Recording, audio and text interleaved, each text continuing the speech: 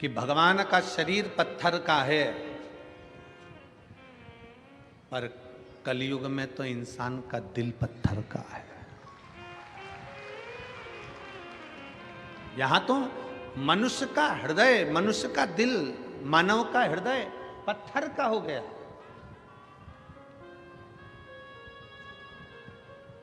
पहले के समय में गांव में अगर कोई हाथी आ जाता तो उसको रोटी देते। गांव में कुत्ता आ गया, कोई जानवर आ गया, कोई पशु आ गया, उसको रोटी दे देते। अब एक कलिकाल में, कलयुग में पड़ोस में पड़ोसी के बच्चे भूखे सो रहे हैं और एक पड़ोसी को नहीं मालूम कि उसके बच्चे 2 दिन से कुछ नहीं खाए।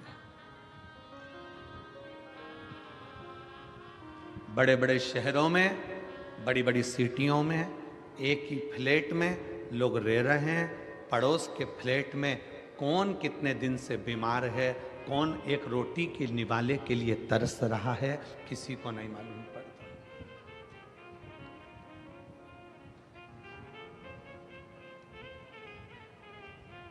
त्रेता युग और कलयुग में कितना अंतर आ गया, ये समझने वाला विषय है कि पहले के युग में लोग कहते थे प्राण जाए पर, जम के बोलो जरा, प्राण जाए पर वचन ना जाए। ये त्रेता की बात है, ये द्वापर की बात है कि प्राण जाए पर वचन ना जाए। कलयुग में तो लोग प्राण जाए पर अहंकार ना जाए। प्राण चले जाए पर अहंकार नहीं गया, मर गया पर अभिमत्ता उसके अंदर भरी की भरी रही। मैं क्यों जाऊं, मैं क्यों पूछूं, मैं क्यों जाऊं, मैं किसी के हाथ क्यों जोड़ूं, मैं अपने रिश्तेदार के दरवाजे पर क्यों जाऊं।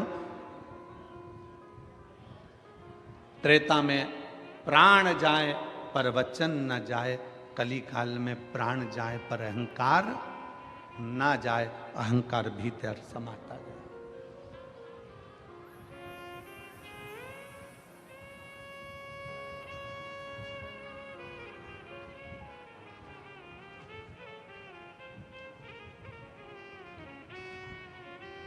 कभी आपको गर्व होना चाहिए, आपको ये विचार होना चाहिए कि आप किस रूप में, किस साधारण से साधारण व्यक्ति को भी अपने गले लगा रहे हो। पहले का समय, आज का समय, नामदेव जी कहते हैं बहुत अंतर है। पहले का समय और आज के समय का अंदाजा लगाइए तो पहले के समय पर जानवर को भी, पशु को भी घर से निकलकर भोजन दिया जाता था, और आज के ज़माने में कोई पड़ोस में भी भूखा रह जाए तो उसको कोई याद नहीं करता कि भोजन की ज़रूरत है। पहले के समय में गांव में अगर बेटी रहती थी, किसी के घर में अगर बेटी है तो पूरे गांव की बेटी कहलाती थी। आज के ज़माने में पड़ोसियों से बेटी असुरक्षित सी नजर आती है। ये पहले का समय और ये आज का समय है। कितना अंतर है। पहले के समय में लोग अपने मेहमान को बस स्टैंड तक छोड़ने जाते थे, बस स्टैंड पर लेने जाते थे, रेलवे स्टेशन छोड़ने जाते थे, रेलवे स्टेशन पर लेने जाते थे, और रेलवे स्टेशन या बस स्टैंड पर छोड़ने जाते थे तो छोड़ते समय आंख में आंसू आते थे। आज के ज़माने में तो लोग शमशान में छोड़ आए तो आंख में आंसू नहीं आए, वहां पे भी गुटखा मल मल के खाया।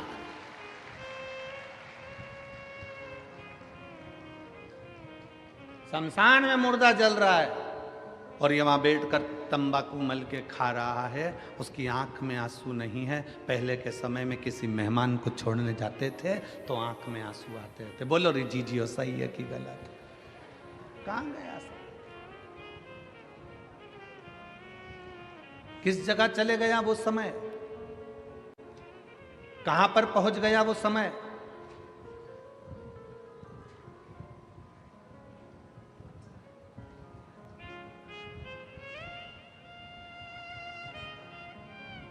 कितनी दूर जाना है। पहले के समय में इतनी गाड़ियां नहीं थी, इतनी व्यवस्थाएं नहीं थी जाने आने के लिए, बस के इतने साधन नहीं थे, ट्रेन के इतने साधन नहीं थे, तो भी पहले के ज़माने में लोग कैसे भी किसी की तबीयत देखना हो, किसी के यहाँ कोई मिलने जाना हो, तो बिना कारण के लोग चले जाते थे अपना समय निकालकर, भले वो पैदल जाना पड़े। आज के ज़माने में जितने यहाँ बैठे हो ना, सबके घर में 2 व्हीलर की गाड़ी है, सबके घर में 4 व्हीलर की गाड़ी है। 4 व्हीलर नहीं होगी तो 2 व्हीलर तो होगी, बोलो है कि नहीं है ना सबके यहाँ? सबके घर में अगर 4 व्हीलर नहीं है तो 2 व्हीलर है। पहले के ज़माने में तो गाड़ी नहीं होती थी, साइकिल होती थी, बैलगाड़ी होती थी, तो भी लोग मिलने जाते थे, समय निकाल कर पहुंच जाते थे। आज के ज़माने में 4 व्हीलर गाड़ी है, ट्रेन का साधन, हवाई जहाज का साधन, हेलीकॉप्टर का साधन, बस का साधन, गाड़ियों का साधन, 2 व्हीलर 4 व्हीलर सब घर में है। उसके बाद भी अगर कोई रिश्तेदार की तबीयत गड़बड़ है तो कोई मिलने के लिए नहीं जाता, कोई परिचित के पास बैठने नहीं जाता, केवल फोन पर पूछ लेता है और राम राम सम सम कर लिया और शांति, फ्री हो, आनंद, जम के बोलो फ्री हो, आनंद भी फ्री हो, हवा, जम के बोलिए फ्री हो, पानी फ्री हो, हवा, पानी, प्रकाश सूर्य का फ्री हो। और शंकर भगवान से पूछा और क्या फ्री चाहिए? शंकर जी कहते हैं मनुष्य की श्वास भी फ्री हो, ये मानव की श्वास भी फ्री हो, इसकी कोई कीमत नहीं। शंकर भगवान से पूछा गया ये सब चीजें तुमने फ्री मांग ली है, पर इनकी कीमत कितनी है तुम्हें मालूम है? शंकर भगवान कहते हैं दुनिया के लोगों को मालूम पड़ेगा जब श्वास रुकेगी, तब मालूम पड़ेगा कि श्वास की कीमत कितनी है। पानी जब खत्म हो जाएगा तब मालूम पड़ेगा कि पानी की कीमत कितनी है। हवा जब रुक जाएगी तब ऑक्सीजन की बोतल लगेगी, तब मालूम पड़ेगा कि हवा की कीमत कितनी है। घर से जब शांति चली जाएगी, बाबाओं के दरवाजे पर जाकर कहोगे थोड़ी शांति दे दो, तब मालूम पड़ेगा शांति की कीमत कितनी है। नींद चली जाएगी, बाप जैसे बेटे को एक पत्र लिख कर दे देता है कि भय लगे तब, जब डर लगे तो इस पत्र को पढ़ लेना। उसी तरह शिव महापुराण की कथा कहती है जब भय लगे जिंदगी में, तुम्हें दुख और तकलीफ आए, तो यह पत्र शिव महापुराण ने भी दे दिया। श्री शिवाय नमस्तु, श्री शिवाय नमस्तु, एक पत्र दे दिया।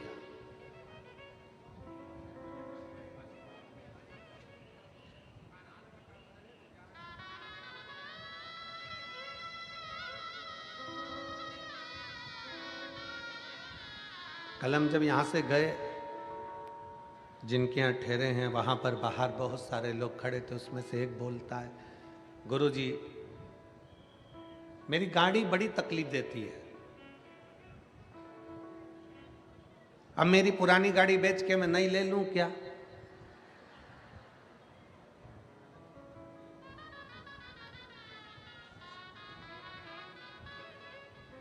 हमने उससे कहा हम ज्योतिषी नहीं जानते कि हम तू नई ले कि पुरानी ले, हम तो इतना जानते हैं कि बंद गाड़ी को भी चला सकता है श्री शिवाय नमस्तुभ्यम।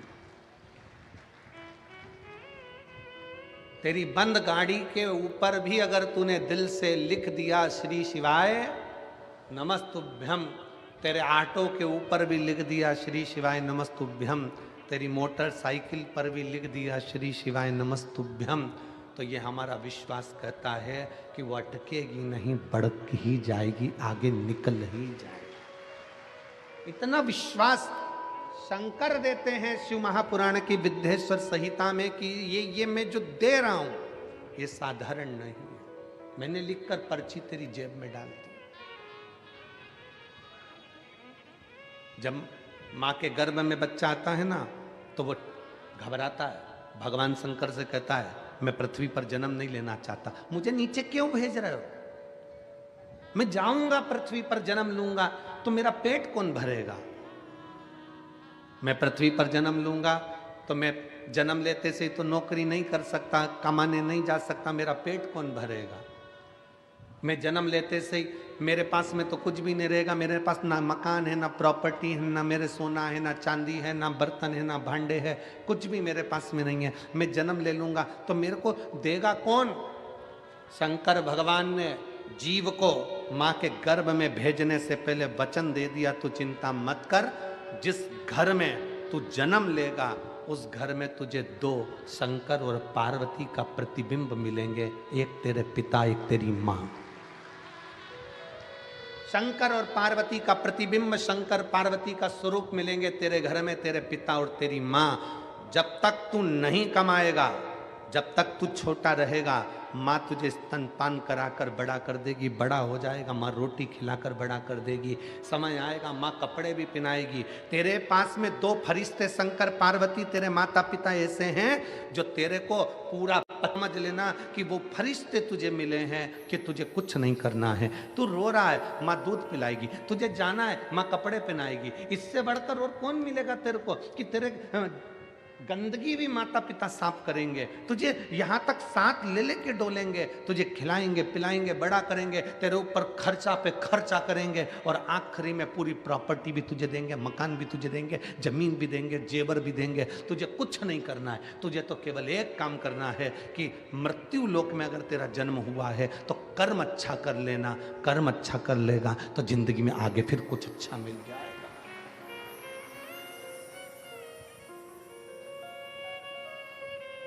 सिरपुर महाराष्ट्र की इस पवित्र कथा में 12-12 घंटे लगातार भोजन भंडारा चल रहा है, 12 घंटे लगातार।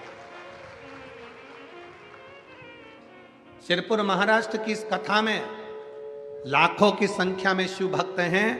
अगर भोजन भंडारा 15 मिनट के लिए भी बंद कर दिया जाए तो वहां पर भीड़ बढ़ जाती है। इसलिए जरा विचार करिए कि भीड़ ना बढ़े तो 12 घंटे लगातार भंडारा चल रहा है।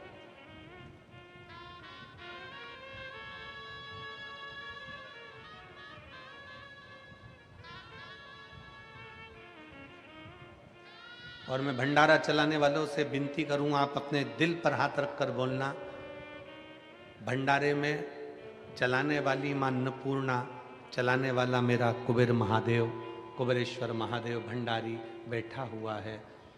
जितना आप खिलाओगे मेरा भोले बाबा दूसरे दिन उतना और दुगना लाकर भर जाएगा और भंडारा चलाता है।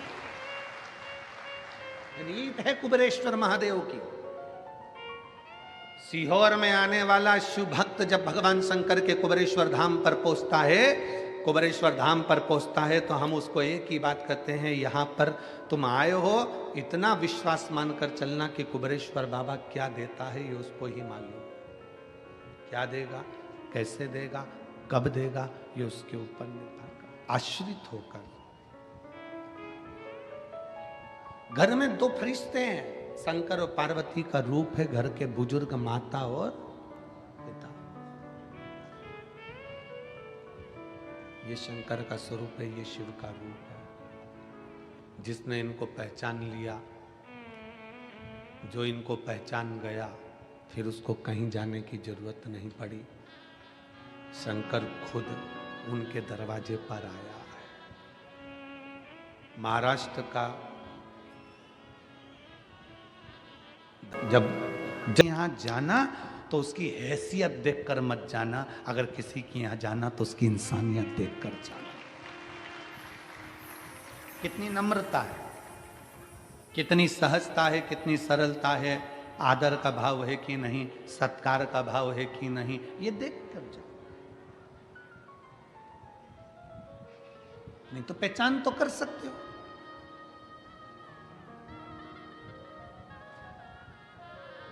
एक लड़का नौकरी कर कर अपने घर गया।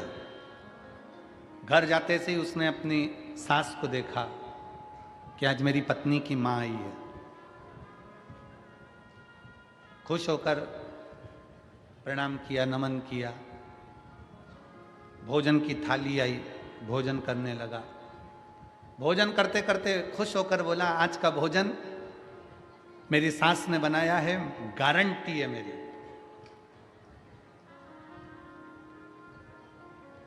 आज का भोजन मेरी सास ने बनाया, ये गारंटी है मेरी। पत्नी मुस्कुराकर पूछने लगी, इतनी जल्दी तुम मम्मी के हाथ के भोजन को कैसे पहचान गए? इतनी जल्दी तुम मम्मी के हाथ के भोजन को कैसे पहचान गए? लड़का बोला, रोज भोजन करता था तो थाली में काला बाल आता था, आज सफेद आया।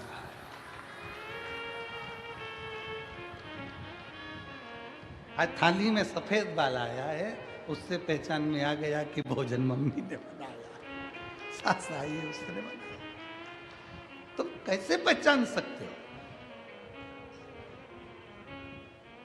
सती मैया कहती हैं कि तुम मेरे पिता को कैसे जान सकते हो?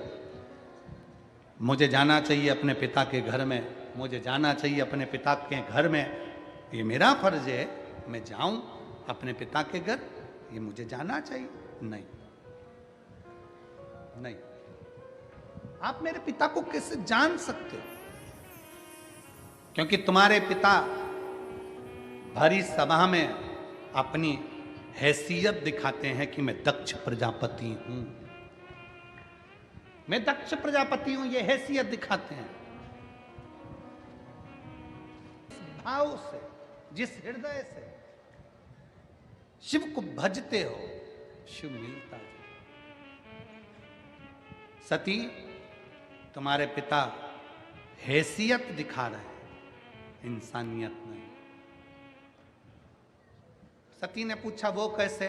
शंकर भगवान बोले, तुम्हारे पिता के घर में मैं बैठा था, सभा में मीटिंग हो रही थी, उस सभा में तुम्हारे पिता ने चिल्लाकर कहा कि मैंने अपनी बेटी सती का विवाह तेरे साथ करा है। तो भस्म रमाने वाला, जटा जूट बांधने वाला, मृगछाला पहनने वाला, मेरा दामाद होकर मेरा सम्मान नहीं करा है, तू मुझे जानता नहीं है, मैं दक्ष प्रजापति। अपने ससुर को तूने प्रणाम नहीं किया। सती, विचार करिएगा, अगर बेटी का कन्यादान करा है जिस लड़के के साथ, वो तुम्हारा दामाद हो गया।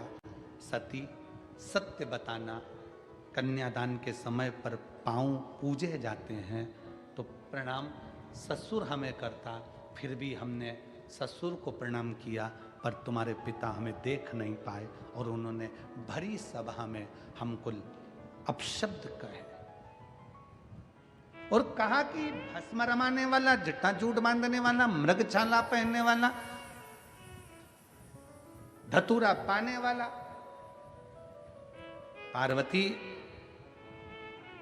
सबको मालूम है कि शंकर भस्म रमाते हैं, सबको मालूम है कि शंकर जटाजूट बांधते हैं, सबको मालूम है शंकर मृगछाला पहनते हैं, पर 4 लोगों में ये कहने की जरूरत क्या है? क्यों कहना?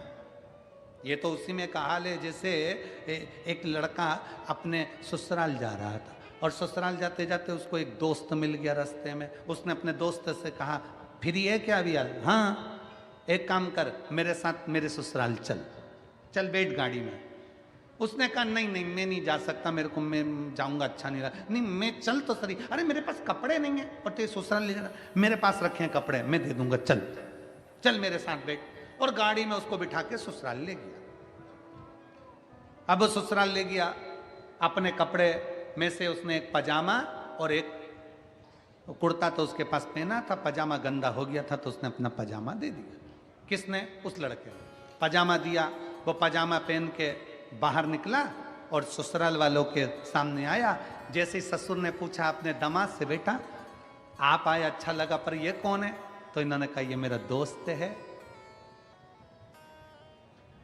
कुर्ता इसी का है, पजामा मेरा है। अब दोस्त को गुस्सा आ गया, बेवकूफ, अकल नहीं तेरे में, मूर्ख है, ये बोलने की क्या जरूरत थी कि पजामा मेरा है? मेरे को मेरे घर जाना है, छोड़ मुझे, ले तेरा पजामा, मैं अपना पुराना पजामा पहन लेता हूं। नहीं नहीं, पहने रहे पहने रहे। इतने में लड़की ने कहा, उसकी पत्नी ने, भैया मेरे मामा जी की आज निमंत्रण है, आपको चलना पड़ेगा, आप चलिए। वो मामा जी, तो उसने समझा दिया, अब बोला है तो सोच लेना।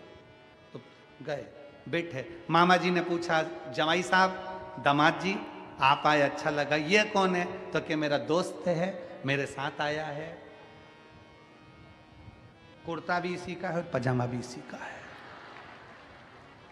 अब उसको और गुस्सा आ गया, उसने हाथ पकड़ा, अंदर ले जाके बोला, पागल हो गया, मूर्ख है।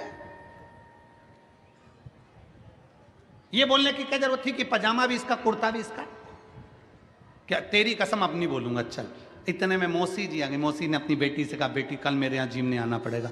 मौसी के यहाँ गया, अब वहां पर बैठा था। मौसी जी बोली, दामाद साहब आप आए, अच्छा लगा। ये कौन है? तो कि मेरा दोस्त है, पर इसके पजामे की मैं बिल्कुल बात नहीं करूंगा, मैं बिल्कुल नहीं बोलूंगा। क्रोध आ गया उसको, गुस्सा कि पजामे की क्या बात कर रहा है? इंसानियत रखिए, हैसियत से किसी को ना तोलिए। सती, तुम्हारे पिता ने मुझे अब शब्द हैसियत देखकर कोसा गया है, इसलिए मत जाओ। मानी नहीं सती, चली गई, आखिरी में जलकर भस्म हो गई। और वो सती माँ जो जलकर भस्म हुई, वो शिव को क्रोध आ गया। शंकर भगवान ने पूरी यज्ञशाला को विध्वंस कर दिया। सती मैया जो जलकर भस्म हुई, हिमालय राज के यहाँ माता पार्वती के नाम से विख्यात हो गई। माता पार्वती और पार्वती जी के नाम से विख्यात हुई। भगवान शंकर और पार्वती जी का मंगल विवाह हुआ है। एक बार जोरदार ताली बजाएं, शिव पार्वती पधार रहे हैं बड़े आनंद के साथ। माता पार्वती शंकर जी का मंगल विवाह होने जा रहा है। मरने के बाद की आपकी और हमारी कोई गारंटी नहीं है कि कहाँ होंगे।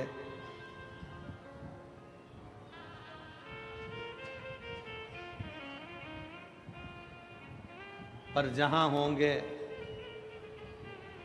वहां हमारे शिव को याद कर रहे होंगे, इतना जरूर है, बस इतना।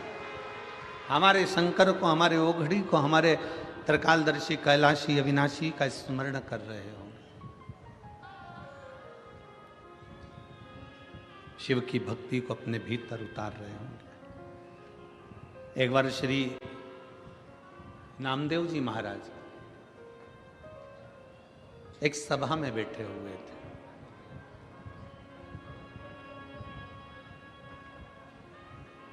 संत शिरोमणि, साधकों के साधक, तपस्वियों के तपस्वी,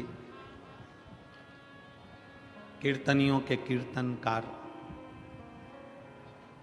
भक्तों के भी भक्त और पांडुरंगा हरि विठ्ठल के पूर्ण समर्पण भाव में रहने वाले संत श्री नामदेव जी महाराज। संत श्री नामदेव जी बैठे, सभा लगी है और उस सभा में नामदेव जी महाराज बैठे हुए हैं, विराज। कीर्तन चालू हुआ, रामकृष्ण हरि, रामकृष्ण हरि, रामकृष्ण हरि।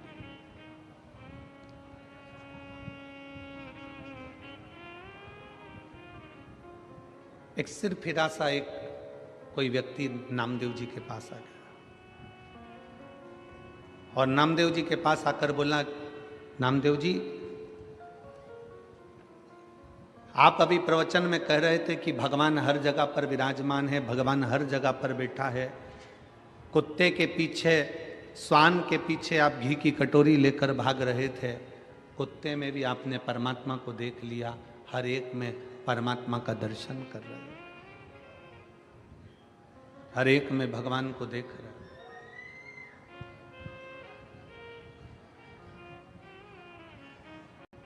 व्यक्ति ने कहा, नामदेव जी, क्या ईश्वर दिखता है? क्या भगवान दिखता है?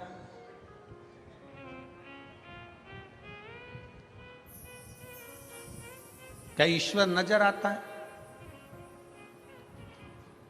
उस व्यक्ति ने कहा, नामदेव जी, आप कहोगे कि हरि विठ्ठल की मूर्ति है, आप कहोगे कि शंकर भगवान का शिवलिंग है, आप कहोगे राम कृष्ण भगवान की मूर्ति है, तो उस व्यक्ति ने कहा, ये तो सब पाषाण की, पत्थर की है। नामदेव जी उसकी ओर मुस्कुरा, डॉक्टर को दिखाओगे वो 500 रुपए की गोली देगा एक खा के सोने के लिए, तब मालूम पड़ेगा कि नींद की कीमत कितनी है, हवा की कीमत कितनी है, शांति जब चली गई शांति की कीमत कितनी है, ये सब चीज की कीमत, आनंद जब चले गया जीवन का तब मालूम पड़ेगा कि आनंद की कीमत कितनी है। शंकर भगवान ने जो जो मनुष्य को दिया है, फ्री में जो जो चीज दी है, आज के जमाने में ये सब कीमती है, इसको संभाल कर रखना हमारी जवाबदारी है, इसको संजो कर रखना हमारी जवाबदारी।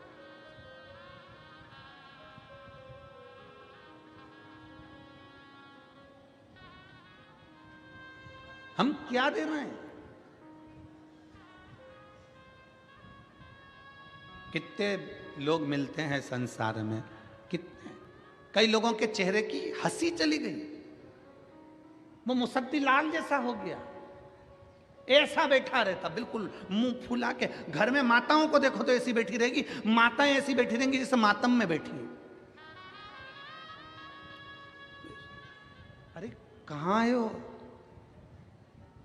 घर में बेटा आए ना, सबसे पहले चेहरे पर हंसी, मां को, पत्नी को, भाभी को, बहन को, जितने घर में सदस्य होते हैं ना, एक दूसरे का चेहरा देखकर आते से ही मुस्कुरा दिया करो, आधा टेंशन घर के बाहर चले जाएगा।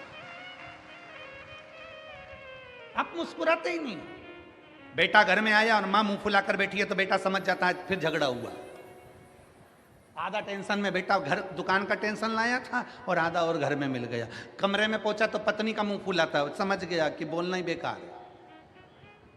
बच्चे को देखो तो वो अपना गेम लेके बैठा हुआ है, पापा बोल रहा है बेटा चिक्कू कैसा है, चिक्कू बोल ही नहीं रहा, पापा समझ गया ये भी टेंशन में ही है, आज कुछ ना कुछ बात हुई है। बहन से बात करा तो बहन मुंह फुलाकर जवाब देती है मुझे क्या मालूम, मेरे को क्या मालूम, मैं क्या यही देखने के लिए आई हूं।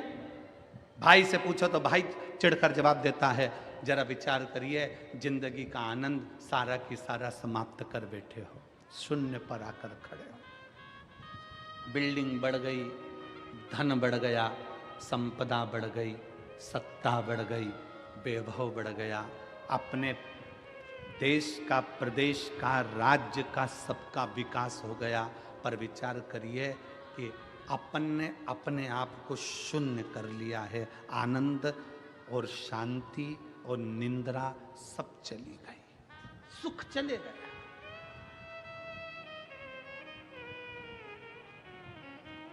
शांति चली गई, सुख गया।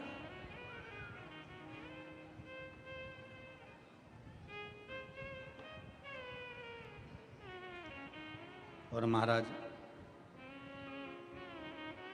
मेरा शिव, मेरा उघड़दानी, जो जो चीजें आपको फ्री में दिया है ना, उसकी कीमत बहुत है, बहुत कीमत है। श्वास की इतनी कीमत है कि डॉक्टर को लोग कैंसर हॉस्पिटल में जाकर देखिए, और कैंसर हॉस्पिटल में जाकर लोग अटैची की अटैची पैसे की दे देते हैं, डॉक्टर साहब मेरे पिता को, मेरी पत्नी को, मेरे पति को, मेरे बेटे को, मेरे परिवार को बचा लीजिए, ये पैसा लगा।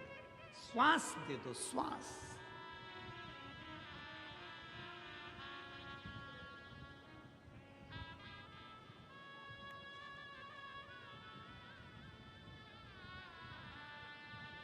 कितना सुंदर नामदेव जी कहते हैं, त्रेता में था प्राण जाए पर, जम के बोलो वचन ना जाए। आज के जमाने में प्राण जाए पर अहंकार,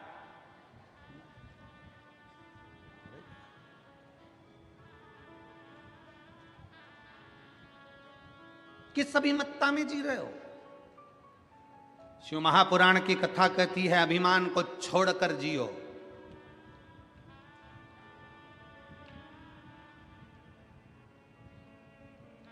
किसी को छोटा मत समझो,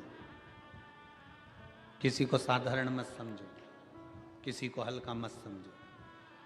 कभी कभी जिस पत्थर के टुकड़े को तुम घर के बाहर फेंक देते हो, कभी कभी अलमारी को सीधा खड़ा रखने के लिए पत्थर के टुकड़े का भी टेका लगाना पड़ता है, वो पत्थर का टुकड़ा भी काम आ जाता है। किसी को हल्का मत समझो, किसी को छोटा मत समझो।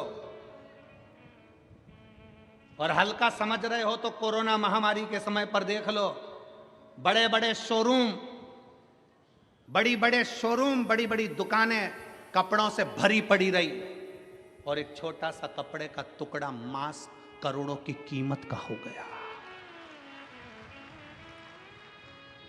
बड़े बड़े शोरूम में कपड़े भरे की भरे रह गए, बड़े से बड़ी दुकान में कपड़ा पड़ा की पड़ा रह गया, ताले लगे की लगे रह गए, और एक छोटा सा कपड़े का टुकड़ा जिसकी कोई कीमत नहीं थी, वो छोटे सा कपड़े का टुकड़ा भी करोड़ों का बिक गया, करोड़ों का व्यापार कर गया। करोड़ों का व्यापार एक जरा से मास्क ने कर दिया, और वो शोरूम कपड़े के भरे की भरे रह गए। कौन पूछता था वो जरा से मास्क को? कौन जानता था वो इतने से मास्क के कपड़े के टुकड़े को? उसकी क्या कीमत थी? पर उस छोटे से टुकड़े ने भी अपना वजूद दिखा दिया कि छोटा कभी छोटा नहीं होता, एक दिन वो छोटा भी शंकर की कृपा से बड़ा हो जाता है। उसने अपना वजूद दिखाया। ये छोटा है, ये छोटा है। दुनिया के लोग जातियों में बांटने का प्रयास कर रहे हैं, दुनिया के लोग छोटे और बड़े में बांटने का प्रयास कर रहे हैं, पर शिव महापुराण की कथा कहती है आप बंटना नहीं, कोई छोटा कोई बड़ा नहीं।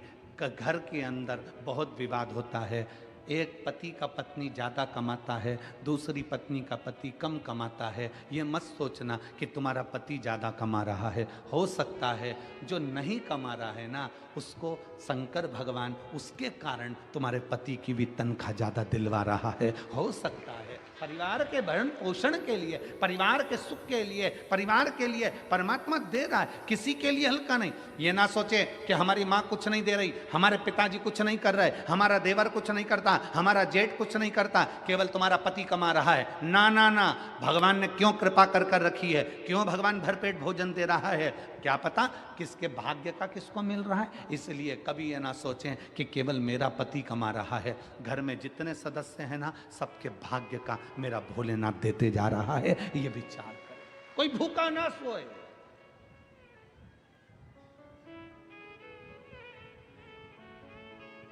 आप सुख को ढूंढिए। क्या मिला शिव महापुराण की कथा से, भगवान शंकर की करुणा से, शंकर भगवान के से सुंदर शिव महापुराण की कथा क्या देती है? ये इतने इतने पत्र रोज आते हैं। आज एक बहन ने लिखा, ये पत्र कौन बनेगा करोड़पति जैसे हैं। इतने पत्रों में जिसका पत्र निकल जाए गुरुजी, वो कौन बनेगा करोड़पति में जितनी खुशी नहीं होती होगी हॉट सीट पर बैठकर, उतनी खुशी होती है आपकी व्यासपीठ के पास आने पर। पत्र लिखने वाली ने पत्र लिखा, देखिए।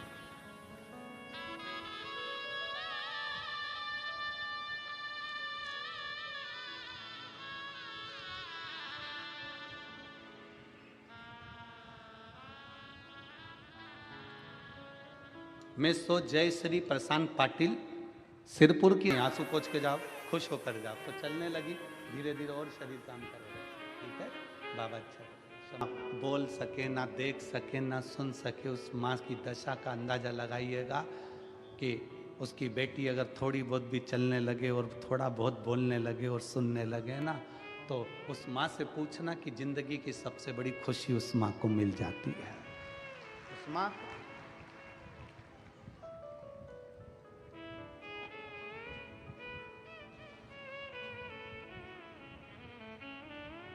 स्नेहता शिव के प्रति, शंकर के। आप आए हो, इतनी लाखों की संख्या में पहुंचे हो, तुम्हारा टेंशन शंकर जी को है। जितनी भीड़ कथा में भक्तों की बढ़ रही है, उतना ही शंकर भगवान को चिंता बढ़ रही है, क्योंकि आया है तो कुछ ना कुछ देना पड़ेगा। खाली लौट गया तो कथा लोग कहेंगे बताओ शिव पुराण सुनी थी सिरपुर में बैठ के, मालेगांव में बैठ के, धुलिया में बैठ के, और बाबा ने दिया नहीं, इसलिए उसको देना ही पड़ता है और झोली भरकर भेजना ही पड़ता है।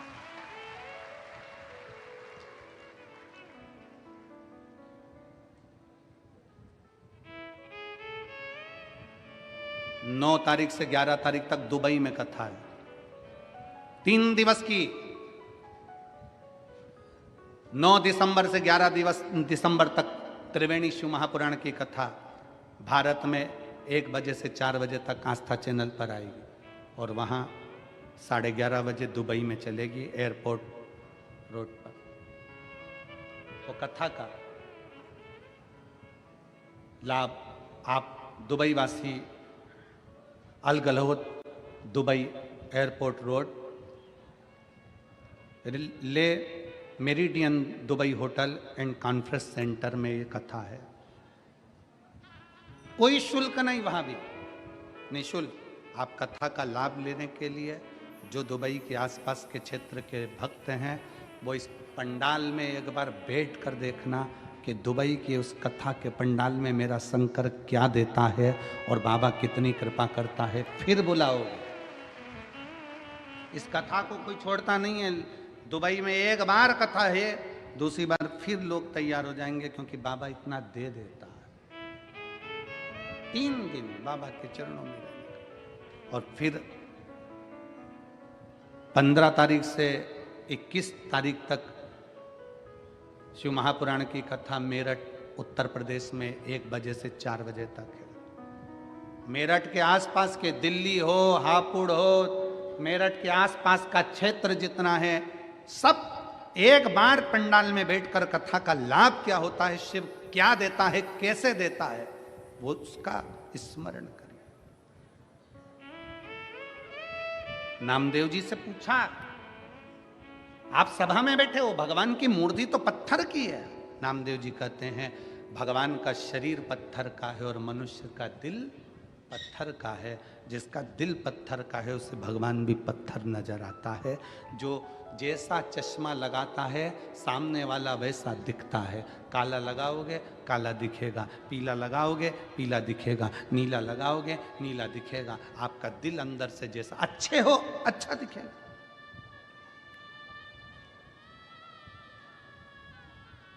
क्यों हम इतनी शर्त से व्यासपीठ पर बैठकर बोल देते हैं कि शंकर जी झोली भरेगा? क्योंकि हमें भरोसा है उस पर, देखा है उसको।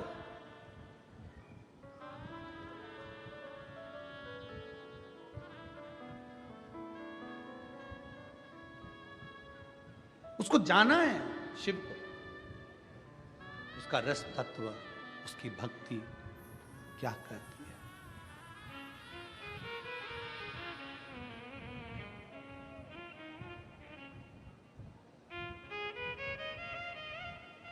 किसी के घर में शादी में गए हो, उसका फर्ज है खाना भी खिलाएगा, रुकाएगा भी और बाद में कुछ ना कुछ देकर भेजेगा भी। फर्ज उसका है, वो देकर भेजेगा। आप उसकी कथा में आए हो, आप सियोर वाले महाराज की कथा में नहीं आए हो। कथा किसकी चल रही है? किसकी? जम के बोलो, देवरिदेव महादेव। सियोर वाले महाराज की कथा 50। चलो ठीक है, गए हो कभी? अरे बोलो तो जम के, गए हो? चलो यहां से धुलिया जाओगे, यहां पर लिखा है 50 किलोमीटर धुलिया, ठीक है? जम के तो बोलते जाओ, ठीक है। गाड़ी लेकर चले, आगे बढ़े, 1 किलोमीटर बाद कितना लिखा होगा? 49, फिर 48, फिर 47, फिर 46, फिर 45, फिर 44, फिर 43, फिर 41, फिर 40। ऐसे कम होते होते होते होते होते होते होते जब धूलिया आएगा पास में, फिर 2 किलोमीटर, फिर 1 किलोमीटर, और धूलिया जब आ जाएगा तब क्या लिखा होगा? 0, 0। मतलब आप अपनी मंजिल तक पहुंच गए। जब व्यक्ति 0 हो जाता है तब शिव तक पहुंच पाता है। 0 हो गए। कथा वाचने वाला अगर सोचे कि मैं शिव पुराण की कथा कर रहा हूं, मतलब आप कथा नहीं कर रहे, आप 0 हुए ही नहीं हो। आप 0 हो जाओ कि आप कथा वाचक हो ही नहीं सकते। कथा वाचना शंकर का कार्य। राम कथा शिव जी ने सुनाई, भागवत कथा शिव जी ने सुनाई, शिव पुराण शिव जी ने सुनाई। राम कथा शिव जी ने सुनाई है माता पार्वती जी को। भागवत कथा शिव जी ने सुनाई है। अमरनाथ की गुफा में एक तोते के बच्चे ने सुन ली थी, वो सुखदेव जी हो गए थे, फिर बाद में उन्हें राजा परीक्षित को सुनाई।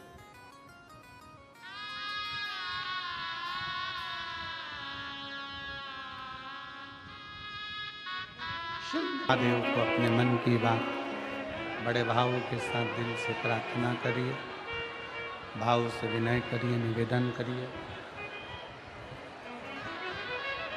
जहाँ जगह मिले वहाँ बैठकर बाबा को अपने मन की बात कहिए, दिल से प्रार्थना करिए, भाव से विनय करिए। यही प्रार्थना के लिए पूरा विश्व शिव महापुराण की कथा में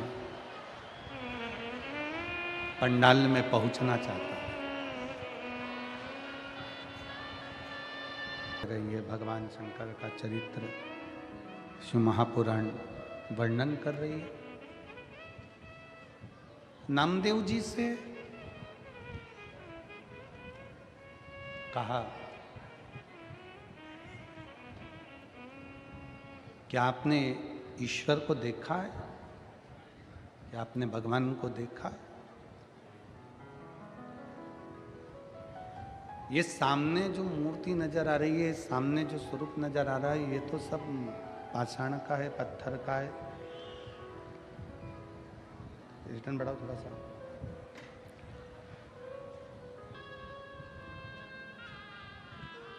ये लोटे में नमक डाल, और लोटे में नमक डाला, नामदेव जी ने उसको हिला दिया, घुमा दिया, नमक पानी में घुल गया। अब नामदेव जी महाराज बोले, ले इस लोटे में जो पानी है उसमें नमक दिख रहा है क्या? जम के बोलो जरा। नहीं दिख रहा। अब नामदेव जी से उस व्यक्ति ने कहा, इसमें नमक नहीं दिख रहा, इसमें नमक नजर नहीं आ। नामदेव जी बोले, अब एक काम कर, इसको अब थोड़ा सा हाथ में लेके चख, नमक का स्वाद आएगा कि नहीं आएगा? जम के बोलो जरा। आएगा ना? जैसे ही चखा, नमक का स्वाद आ गया। नमक पानी में दिख नहीं रहा, पर नमक का स्वाद आ रहा है। उसी तरह परमात्मा कण कण में समाया है, वो दिखता नहीं है, पर हमें महसूस होता चले जाता है। हमें महसूस होता।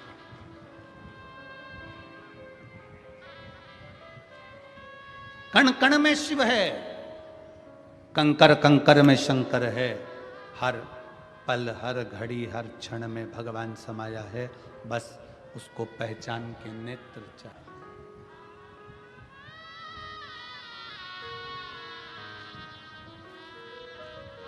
नामदेव जी रोटी बनाते हैं, टिक्कड़ बनाते हैं, और वो कुत्ता उस टिक्कड़ को लेकर चले जाता है। टिक्कड़ कुत्ता ले जाता है, और नामदेव जी उसके पास घी का कटोरा लेकर दौड़ते पड़ते हैं। पहचान गए, जान गए नामदेव जी।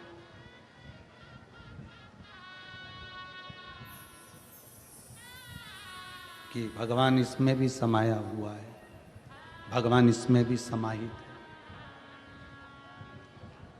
पानी में नमक नहीं दिखेगा, पर स्वाद नमक का आएगा। और कितनी कृपा करता है,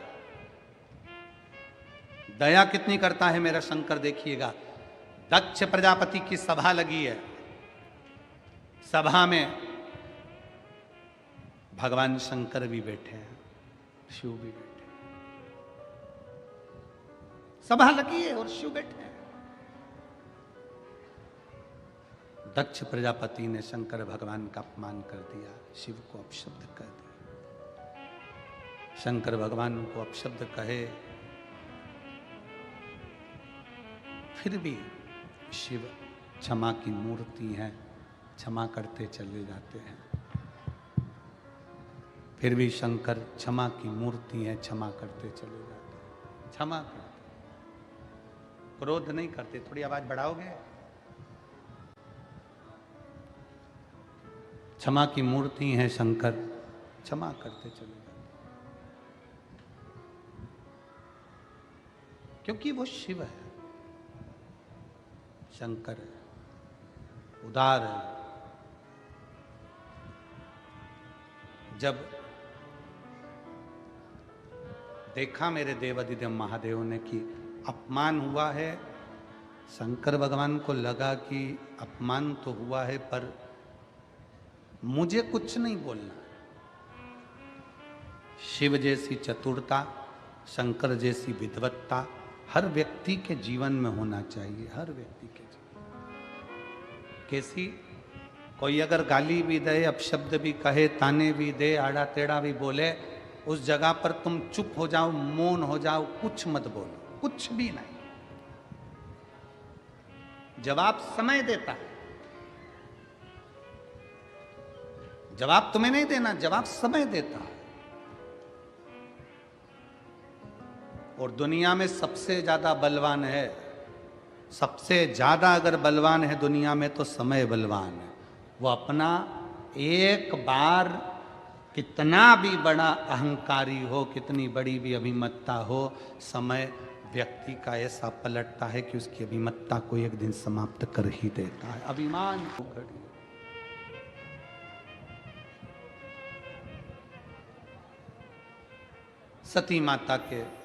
सती माता ने भगवान शंकर से कहा कि आपका अपमान मेरे पिता ने किया है, आपको और दक्ष प्रजापति को भोगना पड़ेगा। समय का थोड़ा इंतजार करिए, थोड़ा रुको, रुके। आखिरी में दक्ष प्रजापति ने एक सती माता के पिता ने यज्ञ की रचना करी और सबको बुलाया, पर शिव को आमंत्रित नहीं करा, शंकर भगवान को नहीं बुलाया, बाबा देवाधिदेव महादेव को नहीं बुलाया, निमंत्रण ही नहीं पहुंचाया। जब निमंत्रण नहीं पहुंचा शंकर के पास में, निमंत्रण जाता नहीं, सती माता बेचैन होती है, माता सती को बेचैनी होती है। सब जा रहे हैं और हम नहीं।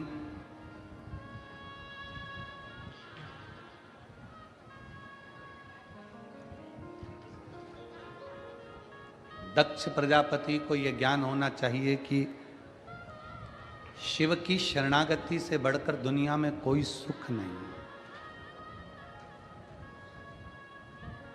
हम आपसे पूछें,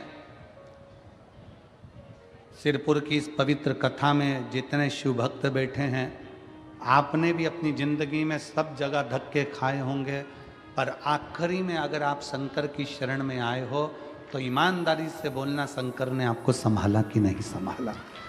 शिव ने आपका हाथ पकड़ा। यहां पर एक बेटी बैठी है जिसके पिता चले गए एक्सीडेंट के अंतर्गत, मां का पांव टूट गया, विकलांग हो गई, और बेटी आंख में आंसू भर भर कर रोती और मां से विनती करती, अब कैसे घर चलेगा। ये एक पत्र है।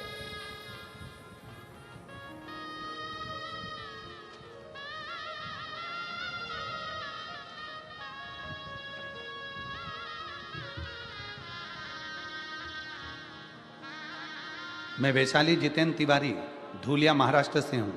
कहीं बैठी हूं तो हाथ हिला सकती हैं। मैं वैशाली जितेंद्र तिवारी, धूलिया महाराष्ट्र से एक लोटे जल का वर्णन करना चाहती हूँ। एक दुर्घटना में मेरे पति का देहांत हो गया और मैं भी एक पैर से विकलांग हो गई। मेरी 2 बेटियां हैं, उन्हें मैंने मेहनत करके बड़ा किया। मेरी बेटी कुमारी उस रसतत्व का फल देता जरूर है। बस आपका विश्वास कितना पक्का है, आपका भरोसा कितना पक्का है, ये आपके ऊपर निर्भर करता है। ये आपके ऊपर निर्भर करता है।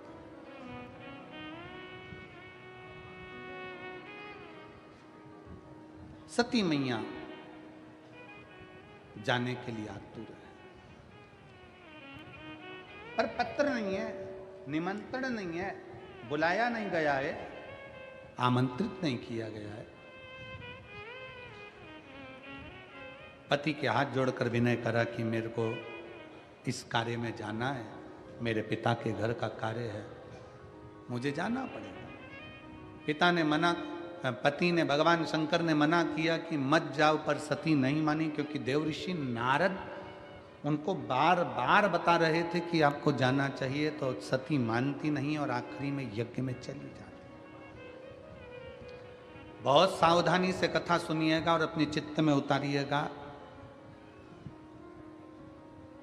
अभी कथा में कहा था कि दुनिया हैसियत दिखती है और मेरे महादेव जम के बोलो इंसानियत देखते हैं।